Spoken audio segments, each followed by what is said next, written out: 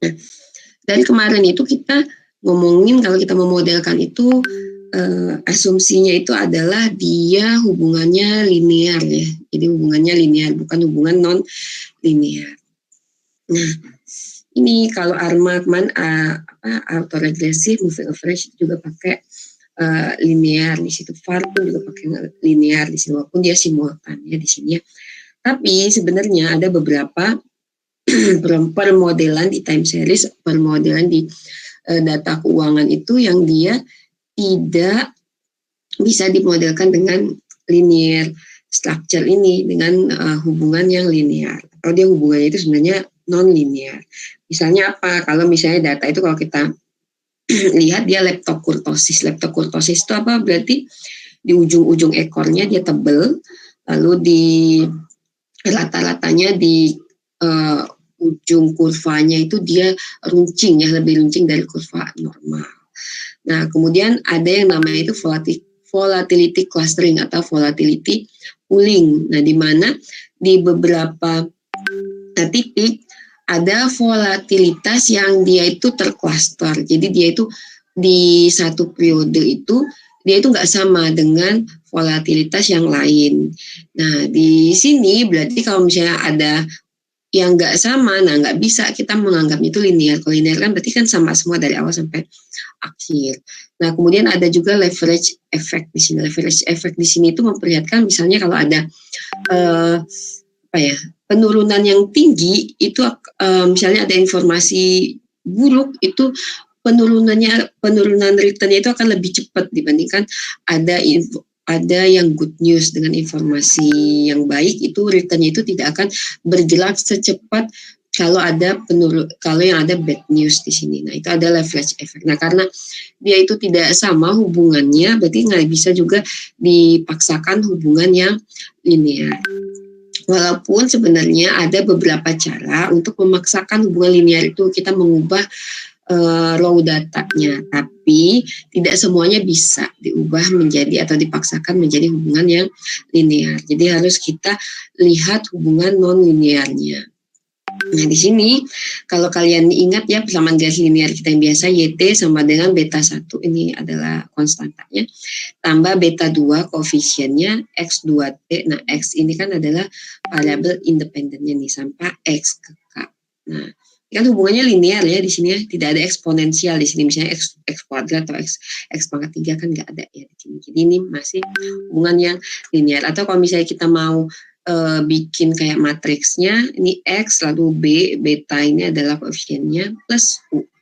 Nah, yang kita asumsikan biasanya ini error term ini dia terdistribusi normal dengan rata-rata 0 dan ini varians yang konstan. Ini kan varians yang konstan, tidak ada subscript T-nya, berarti tidak ada perbedaan antar waktunya.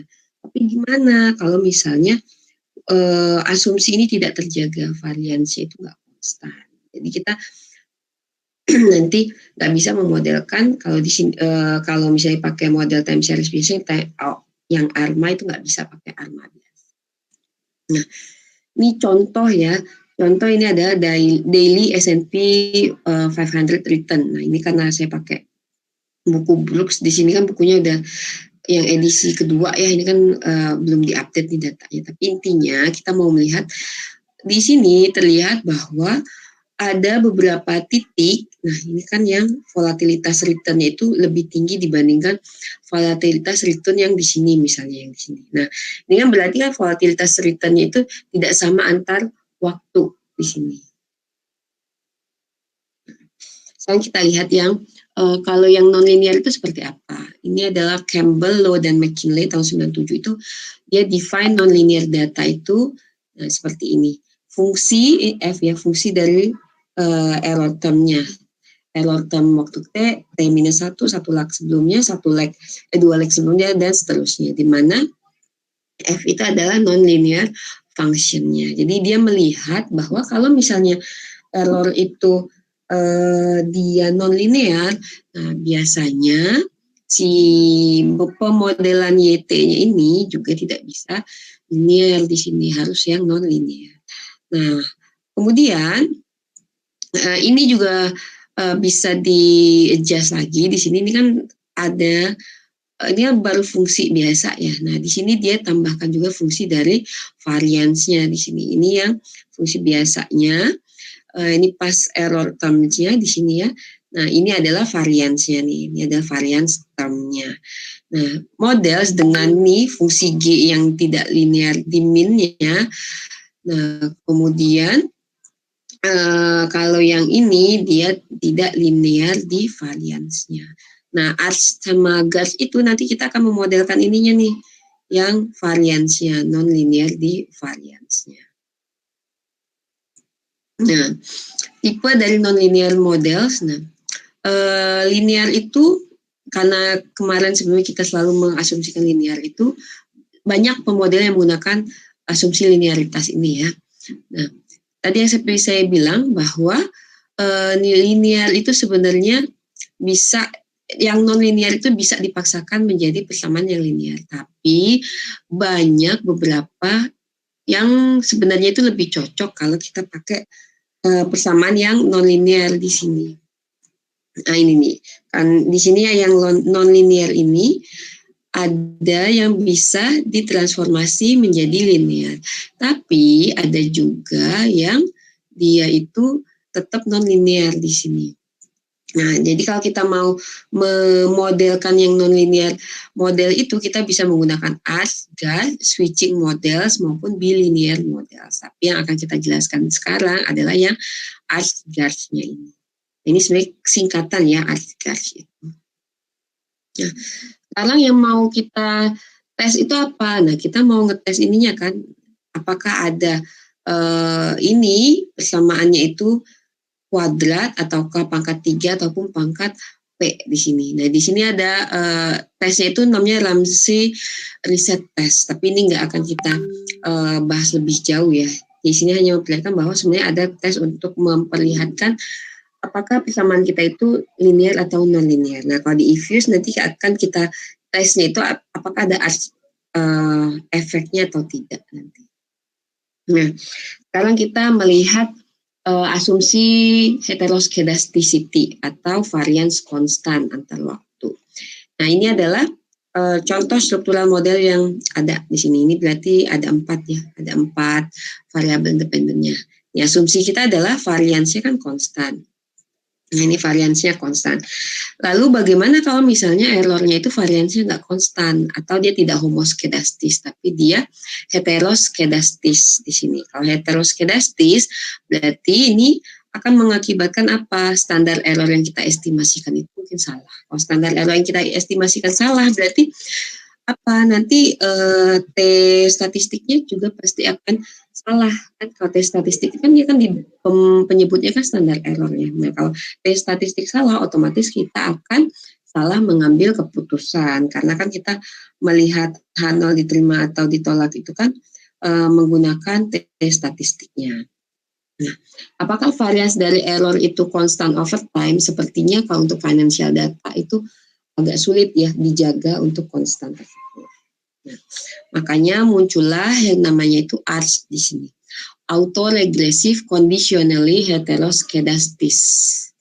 Jadi ini AR-nya autoregresif biasa yang sudah kita pelajari sebelumnya. Tapi kalau yang autoregresif yang sebelumnya itu, kan kita asumsinya adalah homoskedastis ya. Nah, kalau misalnya terjadi heteroskedastis, kita masih tetap bisa menggunakan autoregresifnya, tapi ini conditionally. Jadi kita variansinya itu yang kita modelkan. Kita tidak menganggap variansinya itu homoskedastis, tapi heteroskedastis berubah antar waktu. Oke, conditionally heteroskedastis di sini.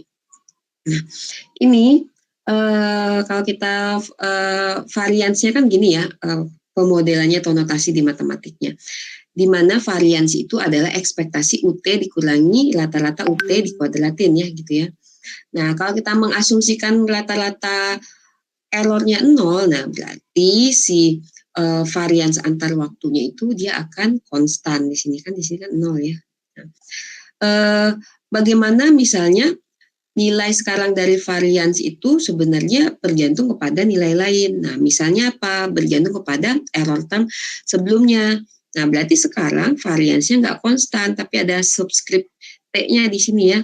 Nah, dia dipengaruhi oleh error satu term sebelumnya. Ini UT minus 1.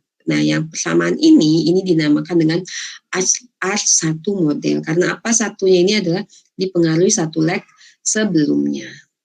Jadi sekarang yang kita modelkan di sini adalah variansnya di sini. Yang tadinya kita variansnya sama antar waktu, sekarang variansnya berbeda antar waktu. Nah, yang tadi di sini kita anggap ini kan persamaan biasa ya, persamaan garis lurusnya. Nah, sekarang si UT-nya ini, errornya itu yang tadi kita anggap dia rata-ratanya 0 dan variannya konstan, tidak ada subscript T. Sekarang kita munculkan subscript T-nya karena dia beda-beda antar waktu. Nah, yang kita modelkan si ininya nih, si variansnya. Nah, ini adalah R1 di sini. Nah, di sini bisa kita extend ini sampai Q leg tertentu. Jadi ASCII itu adalah dia nih dipengaruhi oleh varian sampai error leg keberapa. Ini T minus Q. Kalau misalnya sampai 3 periode sebelumnya, berarti ini T minus 3 dan ASCII itu adalah ASCII 3. Sebentar ya, saya hidupin baterai.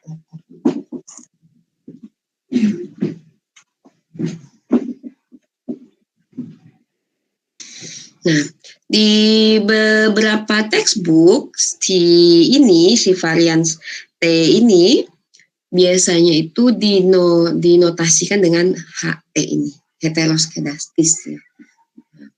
Nah, jadi di sini kita kalau untuk yang ARCH di sini adalah asumsinya adalah errornya terdistribusi normal, rata-ratanya 0, tapi variansnya tidak konstan atau heteroskedastis. Dengan variansnya itu mengikuti permodelan seperti ini. Nah, sekarang kita bisa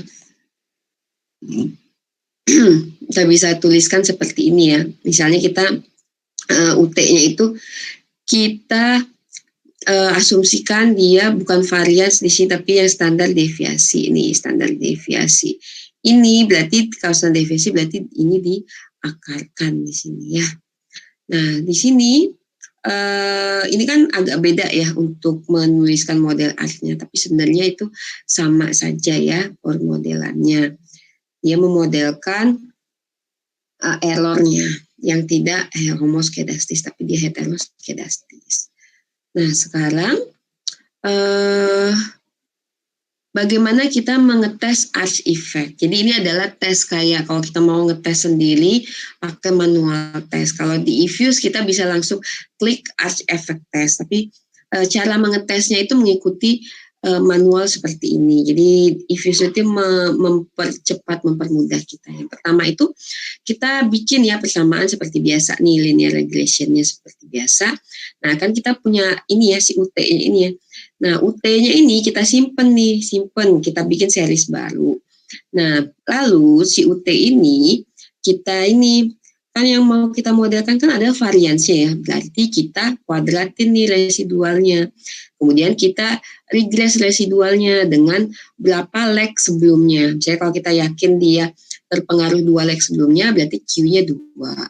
Nah, ngelihatnya berapa leg sebelumnya kita bisa lihat di korelogramnya yang parsial auto correlation-nya, PAC-nya. Nah, ini mau kita modelkan di sini. Nah, barulah di sini udah kita di sini kita modelkan ini, kita akan dapatkan R-square-nya. Nah, kita cek apakah dia ada ARCH effect-nya atau enggak. Nah, kita pakai statistiknya, nilai hitungnya, statistik hitungnya. Nilai statistik hitungnya adalah T dikali R-square-nya. T-nya adalah jumlah observasinya dikalikan dengan R-square. Nah, kita bandingkan dengan ini, distribusi chi-square-nya. Kita lihat hipotesisnya. Hipotesisnya adalah nih si parameternya ini nilainya 0. Nah, alternatifnya dia tidak bernilai 0 ya. Parameter yang ini ya, dia bernilai 0. Kalau dia bernilai 0 berarti dia tidak dipengaruhi oleh error leg sebelumnya, varians error leg sebelumnya. Kalau tidak dipengaruhi oleh varians error leg sebelumnya berarti tidak ada ARCH effect di sini. Dan seperti itu ya. Jadi H0-nya itu adalah tidak ada arch effect-nya. Tapi kalau misalnya kita bisa menolak, berarti itu ada arch effect-nya. Nah, kalau misalnya tes statistik hitungnya lebih besar daripada critical value, berarti kita reject H0-nya. Nah, kan kalau di sini kan biasanya kita meregress-nya dengan ini ya, errornya. Tapi bisa juga langsung di-regress dengan ininya, YT-nya. Tapi umumnya kita meregress dengan errornya. Nah, problemnya kan kalau kita mengetes arch-nya itu sampai berapa lag, kan itu ya. Jadi bagaimana kita memutuskan kita mau lag sampai berapa lag. Nah, mungkin aja lag-nya itu sangat besar di sini. Nah, kalau lag-nya itu besar, misalnya sampai lag 10, nah dia ada beberapa asumsi yang akan dilanggar di sini, yaitu non-negativity constraint di sini. Jadi untuk arch ini biasanya kita tidak akan mengambil lag-nya itu terlalu jauh. Karena apa? Nanti bisa melanggar non-negativity. Kenapa non-negativity ini harus dijaga? Nah, seperti yang kalian tahu, variansi itu kan nilainya tidak mungkin negatif ya. Jadi yang kita jaga itu adalah dia si variansnya itu nanti parameternya itu dia tidak boleh negatif. Kalau dia negatif berarti kalau dia koefisiennya tinggi nanti dia bisa menyebabkan varians yang kita modelkan itu menjadi negatif. Nah, kemudian jadi apa yang kita jaga ini? Si parameternya nih, alpha I-nya itu harus lebih besar daripada 0 nih, karena varians nggak boleh negatif. Nah, kemudian yang lainnya itu juga si variansnya ini, si parameter variansnya ini yang di sini ya, ini gamma 0, 1, 2, sampai Q ini, kalau dijumlahkan, dia itu nggak boleh lebih dari 1. Nah, karena kan dia ini ya, kalau nanti lebih dari 1 berarti akan ada hubungan yang eksplosif. Jadi variansinya itu akan ada terus sampai waktu tak hingga. Nah, itu dia beberapa constraint-nya. Nah, jadi kalau di sini kan kelemahannya adalah ini ya, arch-nya itu Q-nya itu bisa sangat besar, sangat panjang. Nah, kalau sangat panjang itu akan mungkin terlanggar asumsi yang non-negativity. Nah, untuk mengobati kekurangan arch ini muncullah yang namanya GARCH model, ditambahkan G ini adalah generalized autoregressive conditional heteroskedastis, generalized ya. Ini dikembangkan oleh Boleslav tahun 86. Nah, di sini dia mengizinkan kondisional variansi itu dia tergantung atau dia berhubungan dengan on lag-nya itu. Jadi tidak hanya oleh square error yang sebelumnya, tapi oleh ininya sendiri, lag sebelumnya. Nah, kan muncul ya di sini ya, varians T-1 kalau misalnya kita GARCH 11 di sini. Ini adalah model GARCH 11. Nah, ini kan mirip sama ARMA ya, di mana ini adalah autoregresifnya, ini adalah moving average-nya. Nah, sekarang kita lihat ya, kalau misalnya T-nya kita kurangin 1 lag, nah berarti di sini T-2, ini juga T-2. Kalau T-2 di sini berarti T-3, ini juga T-3. Nah, sekarang kita substitusi ke yang model 1 ini untuk T-1-nya. Jadi T-1 ini sekarang diubah menjadi ini. Nah, menjadi seperti ini. Buka kurungnya, dia akan menjadi seperti ini. Nah, sekarang kita substitusikan juga nih yang T-2-nya. Nah, T-2-nya kita ganti yang tadi T-2, kita ganti ini tadi ya. Nah, ini kan masih ada apa ya ini varians T-2 ya. Nah, kita ganti menjadi ini nih. Nah, kita ganti ini seperti ini, kita buka kurung, dia akan menjadi seperti ini. Nah, kita sederhanakan, berarti kan di sini kan ada yang sama nih, alfa 0 dimiliki oleh ini, alfa 0 sendiri, lalu beta kuadrat. Nah, berarti kita kelompokkan nih beta kuadrat sampai beta kuadrat. Lalu alfa 1 dimiliki oleh apa nih? Errornya, Lalu mana lagi di sini? Udah ya si errornya doang ya. Nah, lalu di sini kita notasikan dengan L di sini, di mana L itu juga sebenarnya si UT kuadrat T minus 1-nya nih. Nah, jadi yang di sini nih UT kan ini kan kuadrat nih. Nah, berarti ini ya muncul BL nih, L nih di sini. Nah, karena di sini ada beta, kita tambahkan beta. Nah, kalau di sini ini kan T minus 3 ya. Nah, kita L-nya kita kuadratin karena ini kan UT minus 1 supaya dia menjadi di sini ya. Yang ini ya. Nih.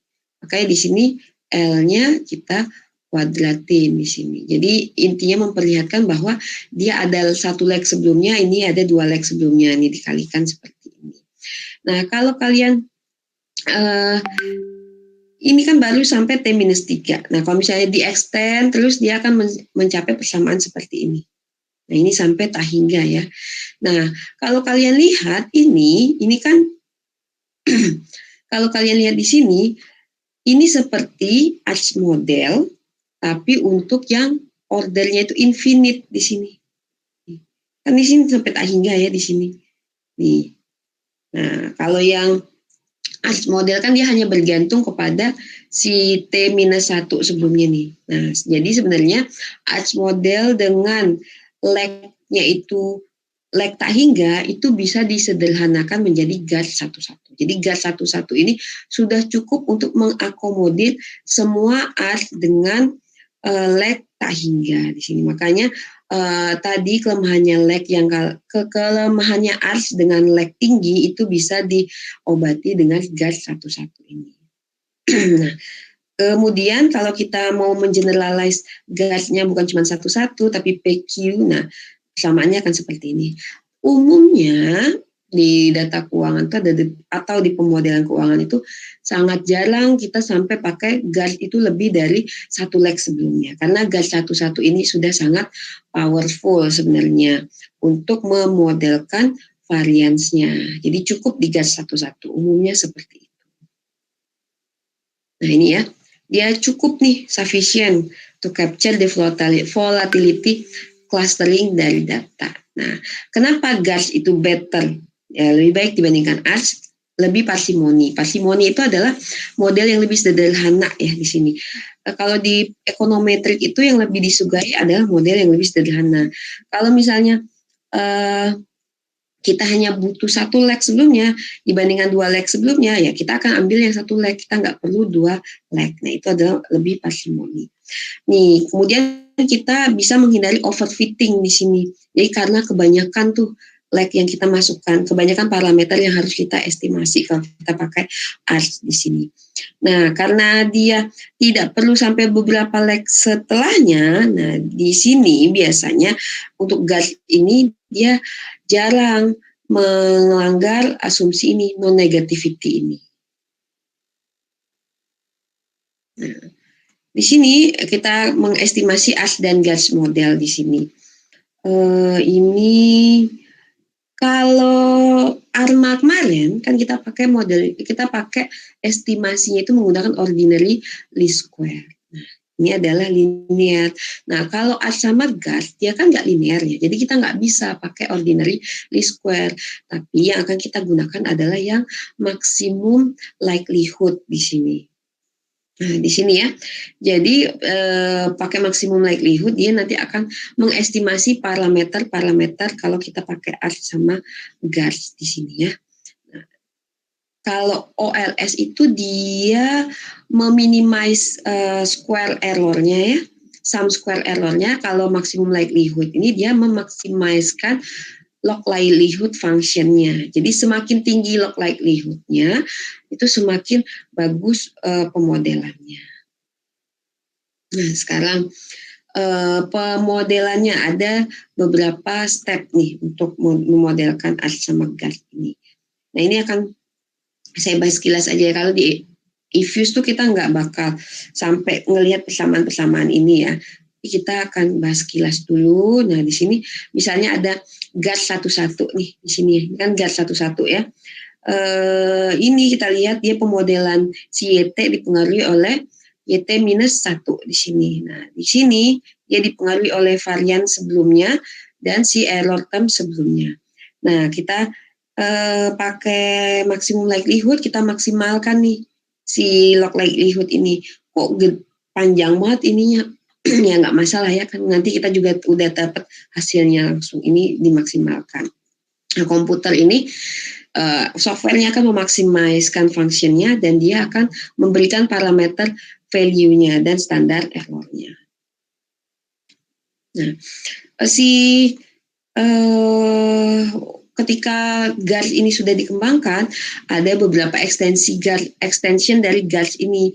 Ada yang namanya eGARS, ada GJR, dan GARS M model di sini. Tapi ini nggak akan kita pelajari dulu ya. Yang akan kita pelajari adalah ARS dan GARS-nya saja. Ini adalah lanjutan dari GARS-nya di sini. Nah, problems dari GARS PQ ini di lag-nya ini adalah, nah, sebenarnya non-negativity constraint ini mungkin akan dilanggar juga, mungkin tapi jarang ya di sini ya. Nah, lalu apalagi GARS model ini nggak bisa melihat leverage efeknya, efek dari leverage ini. Jadi dia memperlakukan misalnya bad news sama good news itu sebenarnya sama aja dia memperlakukannya ya. Hubungannya saja tidak non-linear, tapi dia pembobotannya itu sama saja. Nah, jadi gimana itu kalau kita mau memodelkannya, mengobati kelemahan ini bisa pakai eGARS, exponential GARS, kemudian bisa juga pakai GJR. GJR-nya adalah si asymmetric GARS model. Nah, ini bahasnya sekilas aja sebenarnya. Nah, eGARS ini dia membuat non-negativity constraint itu tidak akan mungkin terlanggar. Dengan cara apa? Dengan cara dia mentransformasi yang varians tadi, nggak cuma varians, tapi dibikin dalam bentuk log di sini. Nah, log ini, walaupun parameternya di sini mungkin ada yang negatif, nah log itu kan nggak mungkin negatif ya, jadi dia akan memaksa variansnya akan tetap positif di sini. Nah, dia bisa memperlihatkan leverage effect nih di sini.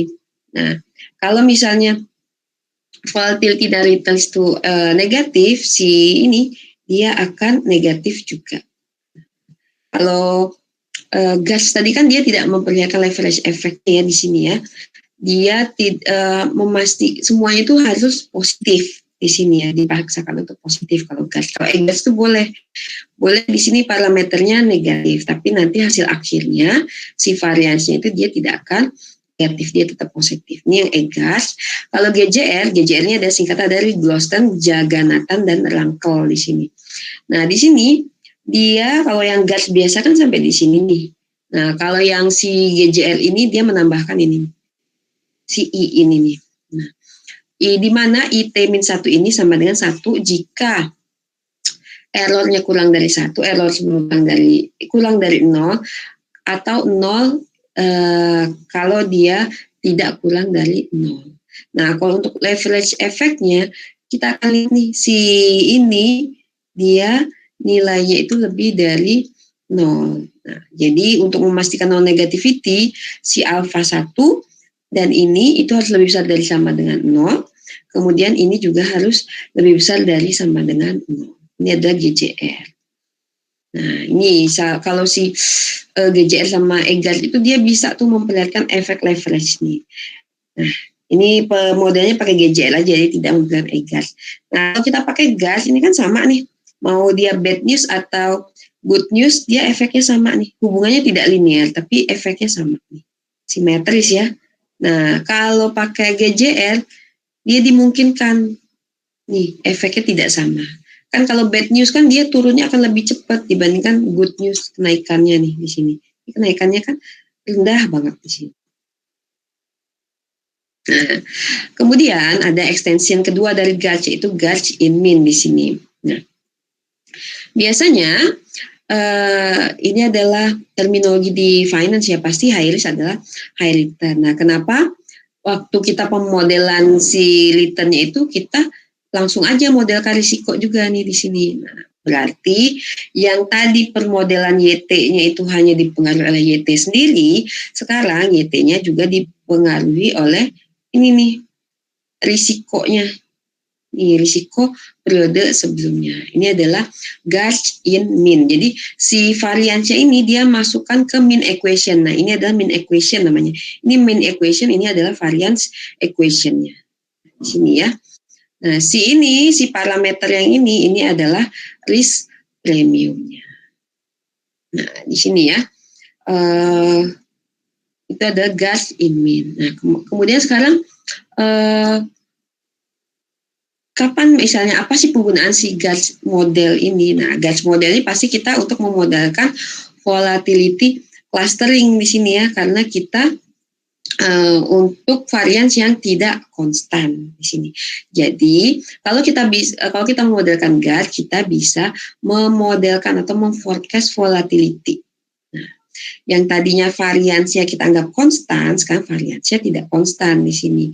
Nah, kita bisa memodelkannya dan kita bisa memforecast YT-nya kan, karena YT kan dipengaruhi oleh varians juga di sini. Nah, di sini, ini adalah cara memforecastnya. Ini kita nggak usah lah ya bahas tentang ininya, persamaannya. Ini masih banyak nih persamaannya. Nanti kalau di Fuse langsung kita bisa bikin ambil nilai forecasting variansnya. Itu udah langsung bisa diambil. Nah, kan kita udah bisa tuh memforecast volatility-nya. Terus buat apa sih sebenarnya? Nah, satu buat option pricing. Nah, option ini kan sebenarnya aset derivatif ya. Nah, aset derivatif itu kan dipengaruhi pemodelan aset derivatif itu untuk menghitung harganya, value-nya. Kita harus tahu berapa variansnya nih di sini. Nah, kalau kita bisa memodelkan variansnya, kita bisa memodelkan harganya. C ini adalah untuk call option ya, kalau P untuk put option. Nah, lalu kita bisa menghitung nilai beta. Kelemahan beta itu kan biasanya kita itu menggunakan nilai historis untuk memprediksi nilai masa datang. Nah, kalau kita misalnya bisa memforecast volatility, nah kita bisa nih mendapatkan beta dari forecasting ini varians di masa yang akan datang. Ini kan fungsi beta ini kan variansnya ya, varians dia terhadap market, standar deviasi dia terhadap market dibagi dengan varians market di sini. Nah, kemudian kita bisa pakai volatility forecast itu untuk hedge ratio. Hedge ratio itu apa sih? Hedge ratio ini kan rasio untuk hedging ya, untuk lindung nilai. Apa yang kita lihat, kalau misalnya kita ada misalnya kita membeli saham, nah kita mau melindungi saham tersebut, kita belilah future-nya. Future itu kan untuk lindung nilai ya. Nah, kan kita mau lihat nih, kalau kita beli sahamnya berapa lembar, future-nya kita harus bayar, kita harus beli berapa unit juga. Nah, inilah dinamakan dengan dynamic hedge ratio. Nah, ini dia. Hedge ratio itu diperoleh dari persamaan ini. Ini hedge ratio H-nya, ini correlation-nya, ini adalah standar deviasi dari S-nya, ini adalah standar deviasi dari futures-nya. Ini adalah dari spot price-nya atau aset yang kita beli. Nah, kalau kita bisa memodelkan ini, varians ini dan varians ini, berarti kita bisa memodelkan hedge ratio-nya. Kita bisa melindungi nilai aset kita. Nah, ini adalah teorinya untuk yang untuk yang Asgard-nya. Nah, sekarang mulai kita akan masuk ke Ifuse-nya. Untuk Ifuse, saya ini dulu ya.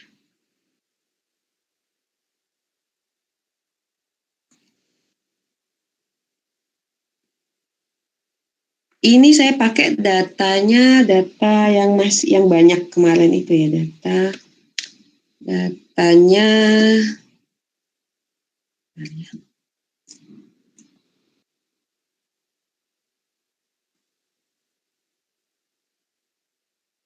Data waktu kita memodelkan apa ini ya? Oh, stepwise least square di sini.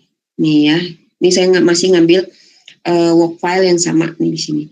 Yang akan kita modelin itu misalnya satu yang untuk return marketnya ini gimana ya buat detik ini nih. Udah maksimal kayak segede ya gini-gini aja nih gede ini. Nggak tahu kalau dari HP kayaknya nggak bakal kelihatan sih.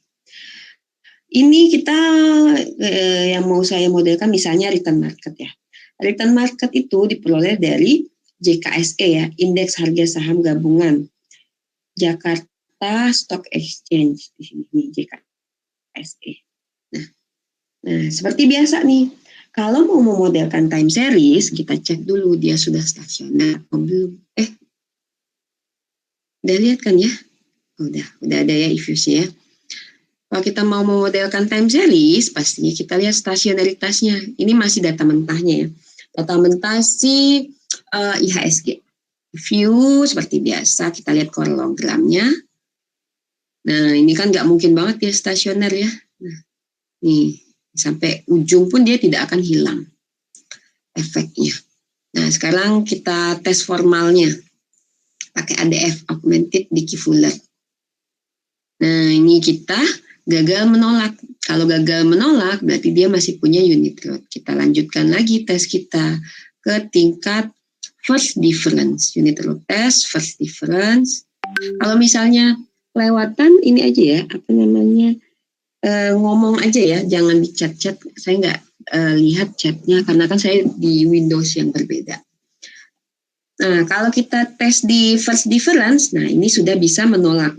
Null hipotesis yaitu punya unit root. Berarti kita bisa menolak dia nggak punya unit root. Berarti sudah stasioner di tingkat first difference. Nah, first difference-nya itu berarti kita modelkan return kan, first difference itu kan. Nah, saya close aja. Nah, JKSE itu kita udah kemarin bikin. Nah, kita udah bikin ini ya, return market sama dengan delog JKSE. Nah, ini adalah persamaan untuk return pasar di sini M market ya. Nah, kita lihat nih di sini pertama korelogramnya ya. Nah, ini kan terlihat ini mungkin dia sudah stasioner. Tapi kita cek lagi di sini dengan tes formalnya yaitu unit root test ya di sini ya. Unit root test. Kita cek di tingkat level. Nah, tingkat level sudah bisa menolak null hipotesisnya yaitu punya unit root. Berarti kita sudah stasioner di sini. Kita mau memodelkan return market ini. Nah, cara memodelkan return marketnya itu dengan auto-regressive moving average ini. Pertama kan kita bisa lihat ya korelogramnya. Nah, ini kalau dari pengamatan mata, ini lebih condong ke ini ya, AR11, AR1, MA1 ini kan dia korelogramnya kan melebihi dari ini batas signifikansinya itu di tingkat leg 1 di sini. Nah, atau bisa juga dipakai yang ini ya, automatic ARIMA forecasting. Nah, kita okein aja. Nah, tapi ternyata dibanding AR MA11, nah dia itu lebih bagus yang ARMA 01, berarti AR-nya 0, MA-nya 1. Kenapa? Karena dia nilai AIC-nya dia lebih rendah di sini dan lebih parsimoni. Kenapa lebih parsimoni? Berarti kita hanya memodelkan MA1-nya doang ya. Di sini tidak ada yang AR1-nya. Nah, sekarang berarti yang akan kita modelkan itu adalah si ARMA 01. Nah, seperti biasa, quick estimate equation, kita modelin ARMA biasa ya. Nah, tadi kita mau model Pak RM, C, MA1 ya. MA1, karena AR-nya kan 0 ya. AR-nya 0 di sini, kita okein. Nah, ini nilainya. Kita lihat ya, signifikan ya, MA-nya ya. Coba kalau misalnya kita pakai, sebentar, ini saya freeze dulu. Kita lihat perbandingannya ya, kalau kita pakai AR11. Estimate ini AR1. Oke. Nah, lihat ya, kalau pakai AR MA11, dia nggak signifikan nih di sini. Dan kalau dilihat juga, nilai ininya, kriterianya nih, ini 28, oh ini lebih. Nah, ini kan yang MA1 ya. Nah, ini lebih kecil kan dibandingkan yang ini. SIC-nya juga lebih kecil dibandingkan yang ARMA 11. Nah, Hanan Quinn juga lebih kecil. Nah, makanya di sini kita akan tetap pakai yang ini, yang MA1 saja. Kita balikin ya. Sekarang nggak pakai AR1 tapi MA1. Oke.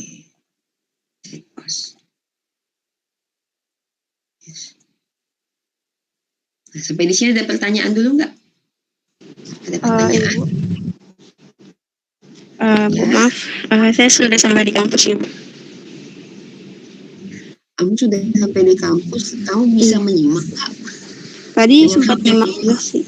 Kan bisa di Zoom, bisa di Zoom gitu, Bu. Kalau di HP. Ya. Makasih, Bu. Ya, sama-sama. Ada pertanyaan lain lagi selain untuk ngomongin absensi? Ya, saya sangat ya bolehlah ya, kita bisa di Zoom ya. Sekarang saya lanjut lagi. Ini MA1. Nah, yang menjadi pertanyaan kita, apakah benar dia itu dia ada art effect-nya atau enggak di sini ya? Nah, kita lihat di sini residual diagnostik. Kita lihat nih si korogram R square-nya itu korogram dari si error kuadratnya itu. Nah, kita lihat di sini. Nah, kita kemungkinan kalau dilihat ya di sini ya, leg 1 ini kayaknya melebihi dari batas signifikansi nih. Nah, walaupun nggak jauh ya. Nah, kita dari pandangan mata ini mungkin di sini ada efek dari arch-nya di sini.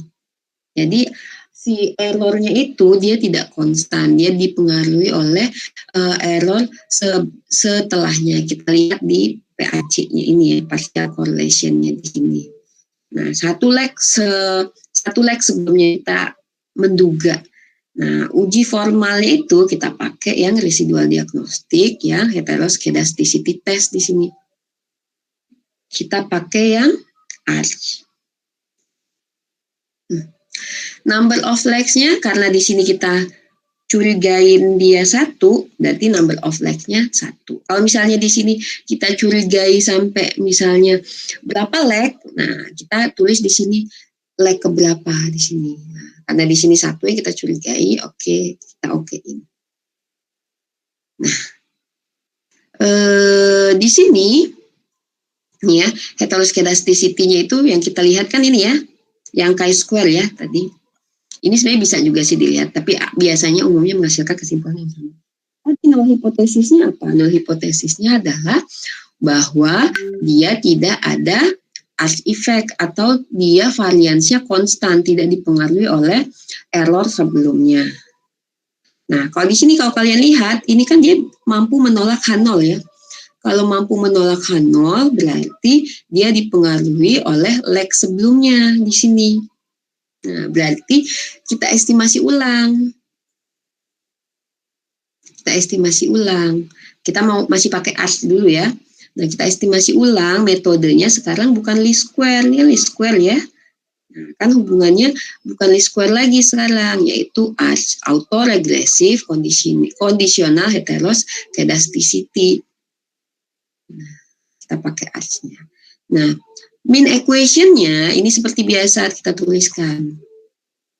Nah, sekarang yang kita mau modelkan adalah variansnya kan. Nah, variansnya karena kita mau pakai yang ARCH dulu, garisnya kita bikin 0. ARCH-nya tetap 1 di sini karena kan tadi kan kita melihat leg-nya 1. Kalau kita curiga leg-nya 2 ya kita tuliskan 2 di sini.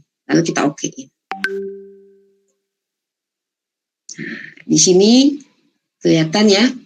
Ternyata benar nih untuk variance equation-nya itu dipengaruhi oleh residual kuadrat 1 leg sebelumnya. Ini dia signifikan di sini. Nah, kalau di sini MA-nya itu dia signifikan di angka 10% ya. Kalau di tingkat 5% dia tidak signifikan di sini. Nah, sekarang kita cek di sini apa benar sudah cukup di ARCH 1 ini. Nah, kita view, kita pastikan lagi si residual diagnostiknya, kita lihat korelogramnya. Kemungkinan di sini kita lihat masih di dalam batas signifikansi biasa. Nah, untuk meyakinkannya, kita pakai formal tesnya, yaitu kita tes lagi nih, HLM tesnya kita 1. Nah, ini tidak dapat menolak. Nah, kalau tidak dapat menolak, berarti di sini sudah tidak ada lagi arch effect-nya di sini, ya tidak. Berarti kita pemodel arch 1 itu cukup di sini memodelkan persamaan kita. Nah, sampai di sini ada yang mau ditanyakan nggak? Nah, gimana kalau misalnya kita bikin nih arch 2 nih. Nah, kelihatan ya di sini tidak signifikan ya 2 periode sebelumnya. Sini. Kalau kalian bikin arch 3, nah sama semakin tidak signifikan. Jadi udah benar tadi arch-nya cuma 1 periode. Oke. Nah, ini adalah untuk arch. Jadi arch 1 ini cukup. Nah, sekarang kita lihat yang gas-nya di sini. Ini saya freeze dulu ya. Nah, ini adalah si arch 1. Saya namain misalnya arch 1. Arch 1. Nah, sekarang kita mau nyoba nih, kalau kita pakai gas gimana? Nah, gasnya kita munculkan nih. Nah, sebenarnya kalau arch 1 ini kan sudah apa ya? Kalau gas itu kan bagusnya itu untuk data yang kalau arch-nya itu lag-nya itu sampai banyak periode sebelumnya.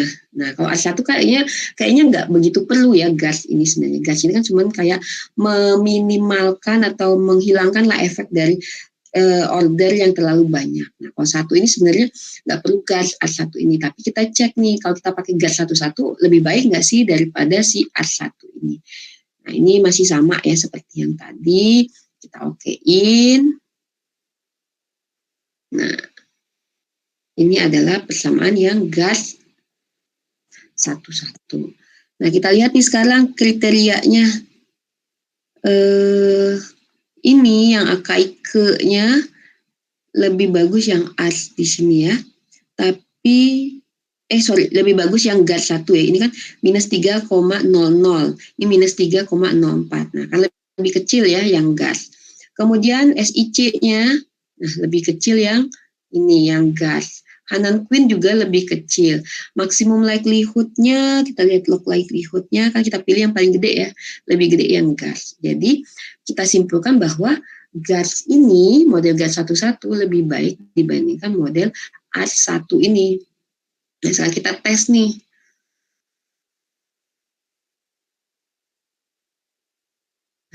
Ini juga sama sekali tidak ada ya yang melewati tingkat signifikansinya. Pas di sini, ada cuma pas yang di sini ya, jauh di 35. Nah, kita tes formalitasnya. Residual diagnostik ini kita 1 ya, Nah, ini juga sudah mampu menolak Hanolnya. Jadi sudah cukup sebenarnya, tidak ada lagi heteroskedastis yang harus kita modelkan di sini. Jadi kita cukup dengan permodelan gas 1 ini. Nah, sampai di sini ada yang mau ditanyakan mungkin? Kita mau Ibu mau tanya. Saya ya Bu. Ya, apa sih yang itu? Namanya? Iya ya. Iya, izin bertanya Bu. Jadi tadi kan dijelasin ya Bu, GERS itu biar meminimalisir lag-nya dari arch ya kan Bu. Nah ya, itu tuh ada nggak sih Bu batasannya Bu? Misalnya arch-nya itu udah 5, GERS-nya itu lebih baik 1 aja atau 2. Itu ada teorinya atau kita bisa estimasiin sendiri aja gitu Bu? Oke, pertama saya share all screen aja ya biar nggak bolak-balik.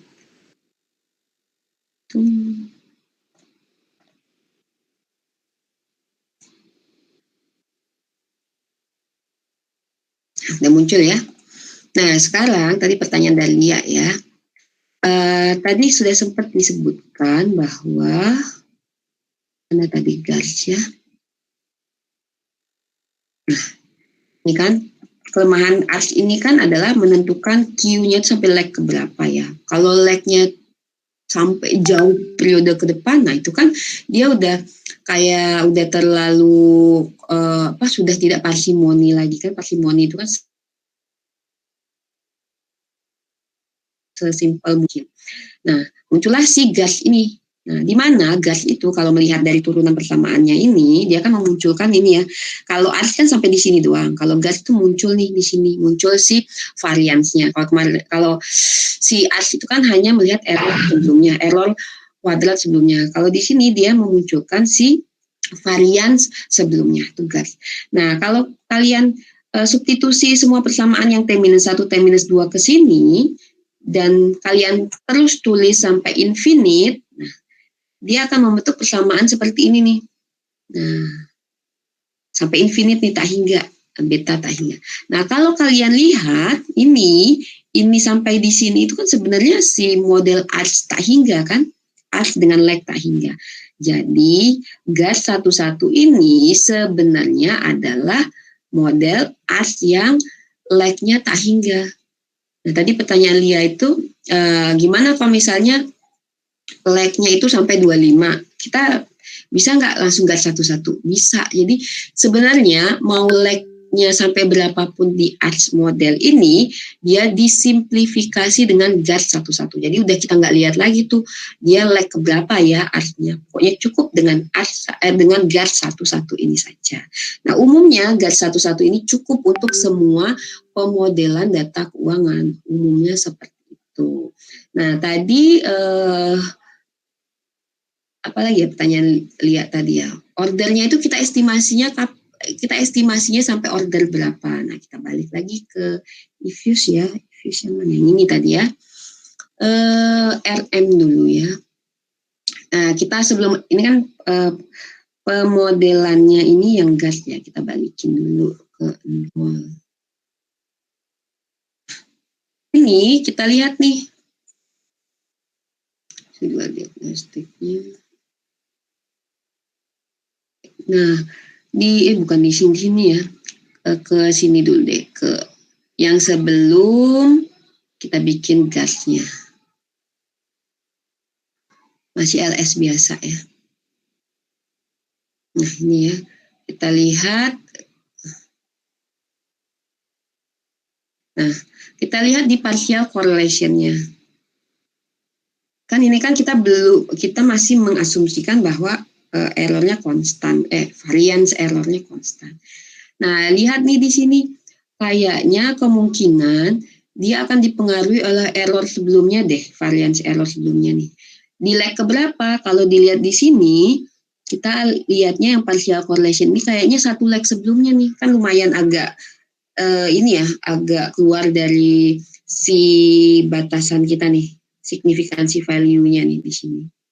Nah, kenapa bukan 6? Nah, satu, kita mau yang parsimoni ini di sini. 6 pun juga sepertinya sih masih ini ya, masih apa namanya, masih di range ini.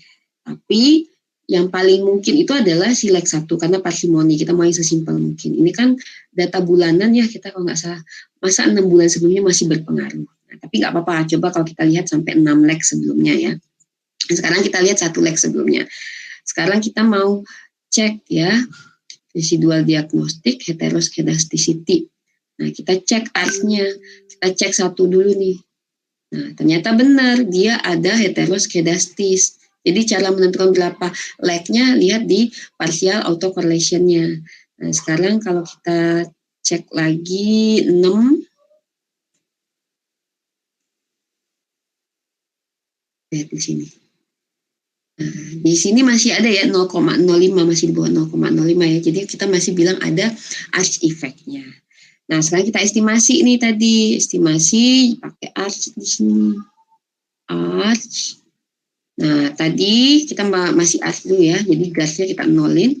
Tadi arch-nya misalnya 6, tadi kan kita udah nyoba 1 nih. Nah, kalau 6 kita lihat di sini. Banyak kan yang nggak signifikan di sini. Nah, ini yang signifikannya, nah ini pun nggak signifikan nih. leg ke-6 nih. Leg ke-6 enggak, leg ke-4 enggak, leg ke-1 doang yang paling signifikan. Tadi kan di pandangan partial autocorrelation kita kan di leg 1 doang kan, jadi kita balikin lagi nih, jangan yang leg 6, tapi leg yang 1 saja. Sebentar, saya jelasin lagi. Yang 6 ini juga melanggar salah satu batasan dari ARS. Nah, kalau kita ngomongin efek, umumnya efek yang lebih current, efek 1 periode sebelumnya pasti lebih berpengaruh dibandingkan efek 2 periode sebelumnya. Tapi kalau kita pakai sampai leg ke-6, kita lihat nih, leg ke bulan ke-6 lebih berpengaruh dibandingkan leg bulan ke-5 ya. Lebih berpengaruh lagi dibandingkan leg 2 periode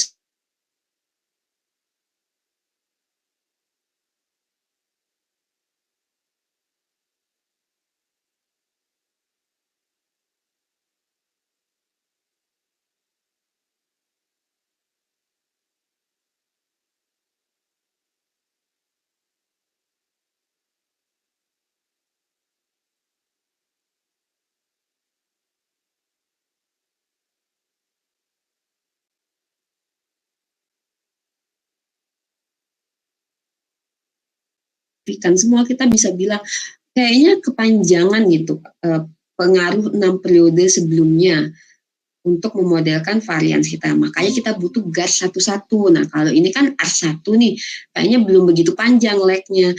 Tapi perlu nggak kita lihat GARS 1-1-nya? Ya nggak masalah, kita cek aja GARS 1-1. Siapa tahu modelnya lebih baik. Nah, makanya di sini kita munculkan GARS 1. Nah, ini kan perbandingannya ya. Apa aja yang kita bandingkan? Pastinya kita lihat kriterianya ya. Nih, kriterianya kita pasti pilih yang paling rendah ya. Ini lebih rendah dibandingkan ARS 1. SIC-nya juga lebih rendah GARS 1-1 dibandingkan ARS 1. Hanan Quinn juga lebih rendah yang GARS 1-1. Nah, maksimum likelihood kita pilih namanya juga memaksimumkan log likelihood-nya. Kita pilih yang paling tinggi, lebih tinggi dibandingkan yang di sini. Jadi, mana model yang lebih bagus? Pastinya model yang ini ya. Model yang si GARS 1-1 ini.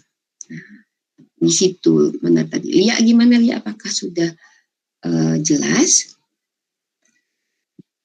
Jelas banget Bu, makasih ya Bu. Sama-sama. Ada lagi mungkin pertanyaan? Nah, cara membacanya ini, nah kalau kalian ingat, bisa nggak ya saya?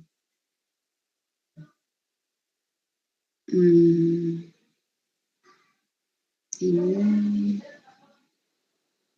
Ya, saya lihat equation-nya yang GARS aja deh. Nah, ini aja deh. Nah, cara menuliskan equation-nya gimana sekarang?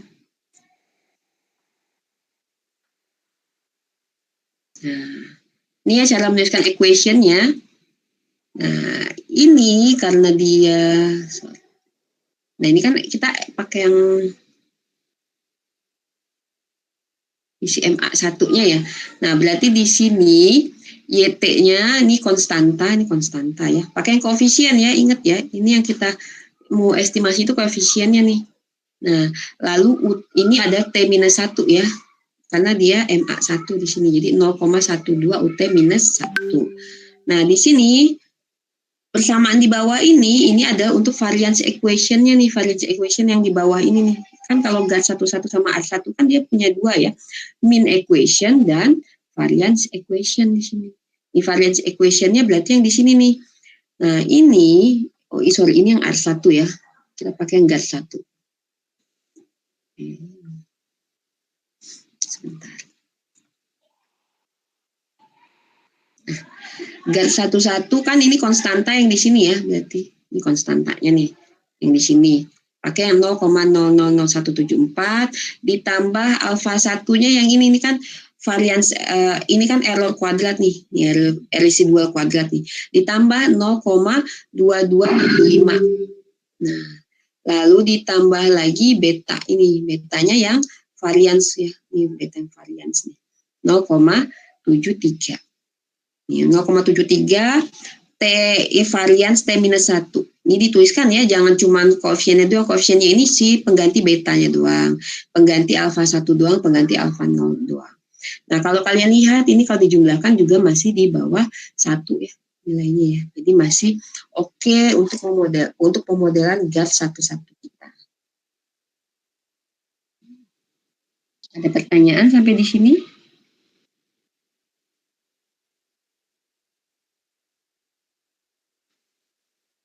Ada pertanyaan?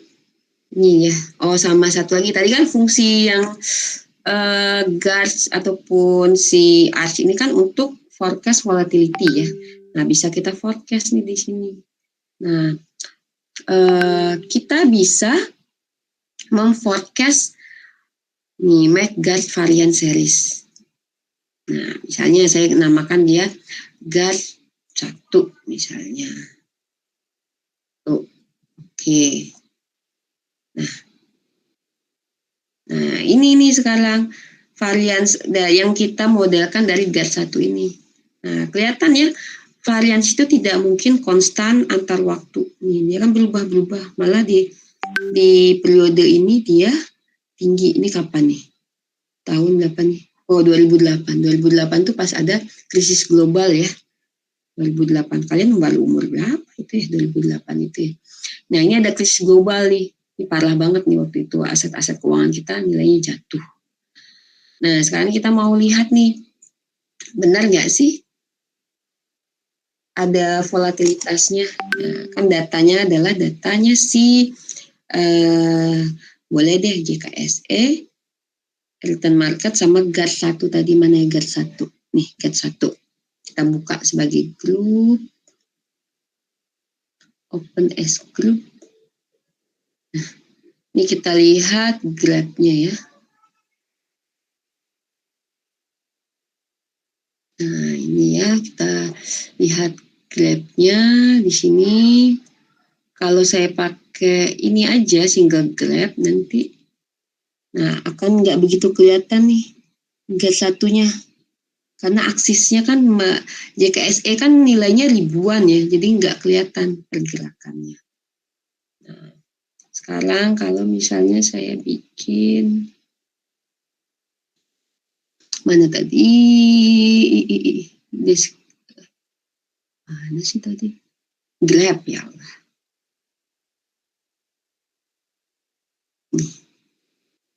Nih. Coba like-nya. Nah, ini kita taruh di topnya coba ya. Nggak bisa ya kayaknya. Bisa nggak ya? Oh, nggak bisa. Kita balik lagi aja. Kita grabnya cuman ada ini left, ini right. Coba ya. Satu itu apa ya? Satu itu JKSE. Tetap kegedean sih ini pasti si ininya nggak kelihatan. Gasnya nggak kelihatan ya. Karena dia kecil kan nilainya kan. Karena JKSE itu sampai ribuan.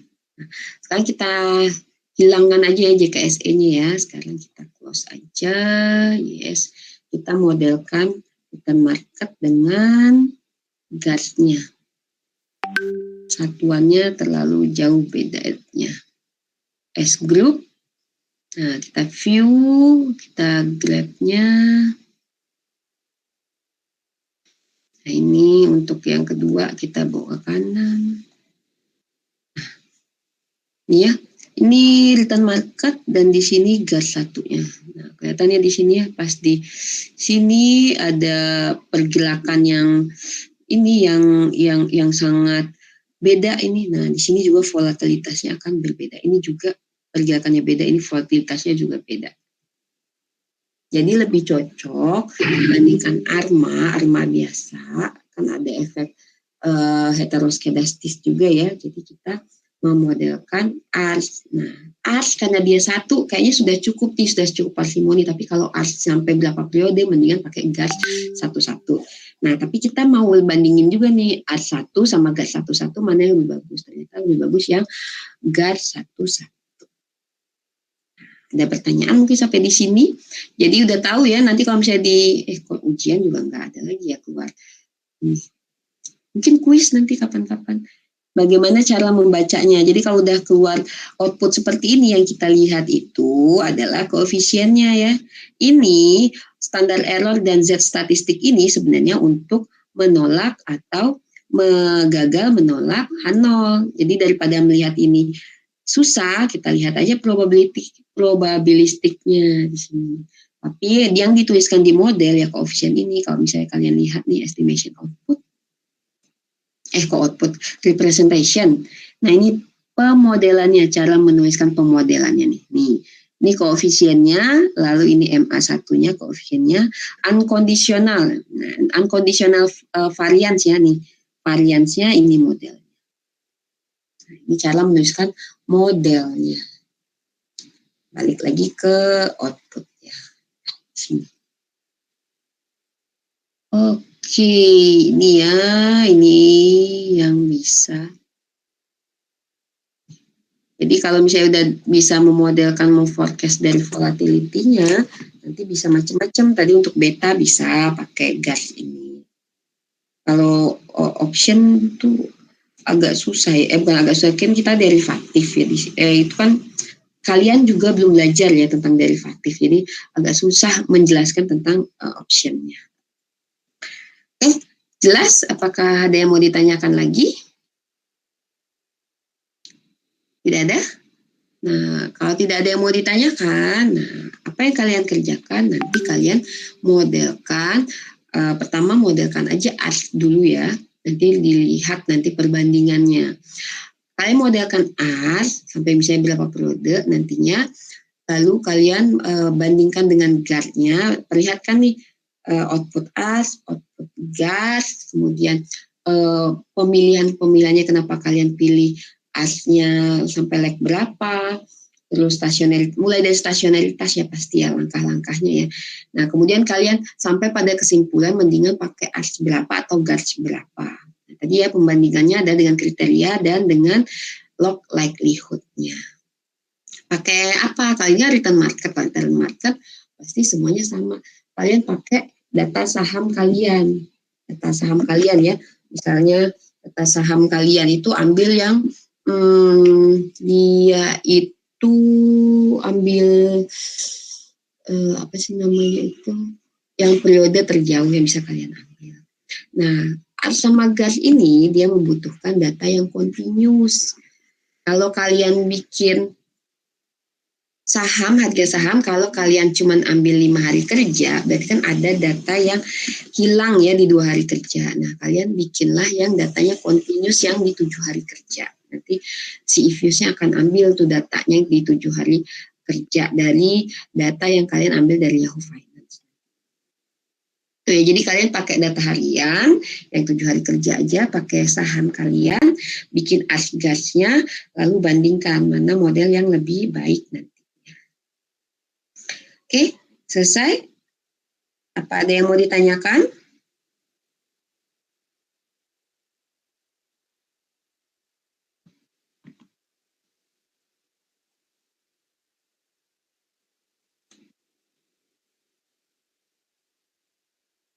Kita stop ya.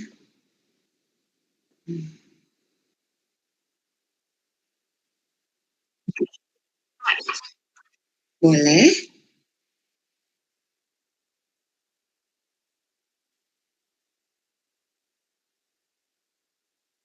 Nah, tadi yang saya bilang ya, kalian tetap aja ambil data saham daily kan. Setelah itu di Ifuse kalian tulis aja yang 7 hari kerja. Bikin data strukturnya 7 hari kerja. Nanti import datanya, nanti Ifuse itu akan ambil data terdekatnya. Jadi Ifuse itu kayak memaksakan nanti datanya akan menjadi continuous. Ya, nanti dicoba. Cek dulu ya, kayak kemarin itu pasti saya cek kelas, saya nggak ngerti nih, kayaknya perbedaan dari penggunaan bahasa di Excel itu ngaruh. Kan kemarin tuh waktu dicek ternyata pas data harga saham itu kan bisa sampai jutaan kan, padahal kan nggak mungkin data jutaan kan.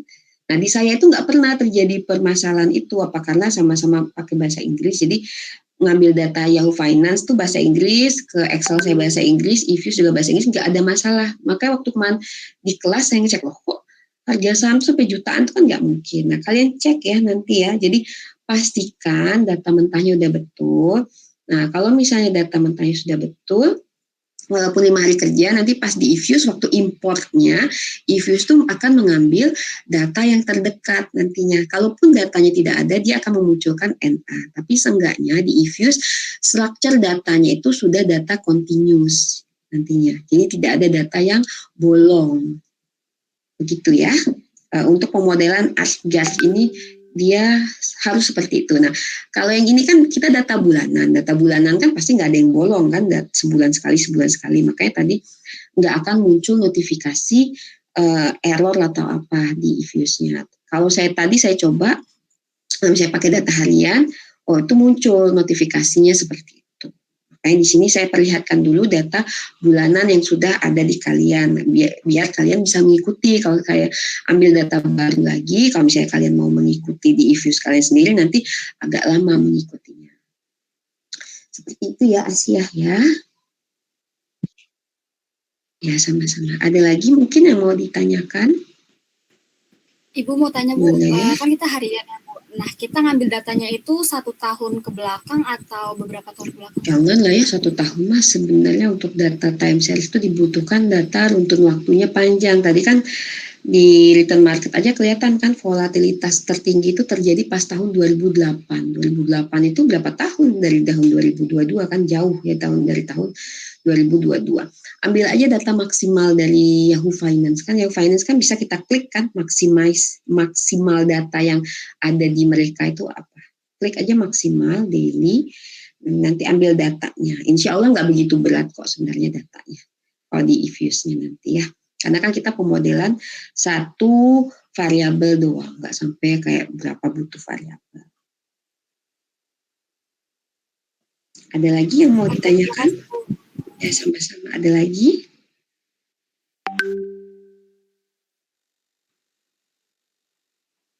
Sudah cukup? Oke, kalau tidak ada pertanyaan lagi, hari ini selesai kuliahnya tentang ARS dan GAS. Nanti materinya saya taruh di e-learning ya materinya. Saya ucapkan terima kasih. Saya tutup. Assalamualaikum warahmatullahi wabarakatuh. Waalaikumsalam warahmatullahi wabarakatuh. Terima kasih. Terima kasih.